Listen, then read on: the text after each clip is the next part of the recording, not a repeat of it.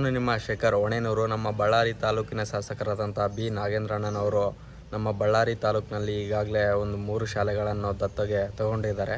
So ಅದು ಭಾಳ ಖುಷಿ ಆಯಿತು. ಹೊಣೆನೂರು ಗ್ರಾಮದಲ್ಲಿ ಮಳೆ ಬಂದಾಗೂ ಈ ಕೊಠಡಿಯಲ್ಲೂ ಮತ್ತು ಈ ಕೊಠಡಿಯಲ್ಲೂ ಸಹ ನೀರು ನಿಂತ್ಕೊಳ್ತಾ ಇದ್ದಾವೆ. ಮಳೆ ಬಂದಿದ್ದ ಮಾರನೇ ದಿನ ಈ ಕ್ಲಾಸ್ ರೂಮ್ಗಳಲ್ಲಿ ಕ್ಲಾಸ್ನೇ ಮಾಡೋಕ್ಕಾಗಲ್ಲ. ಹೋದ ವಾರ ಶನಿವಾರ ಅಂತೂ ಕ್ಲಾಸ್ನೇ ಮಾಡಿಲ್ಲ. ಯಾಕಪ್ಪ ಅಂದರೆ ಈ 2 ರೂಮ್ಗಳಲ್ಲಿಯೂ ಸಹ ಭಾಳಷ್ಟು ನೀರು ತುಂಬ್ಕೊಂಡು ಬಿಟ್ಟಿದ್ವು.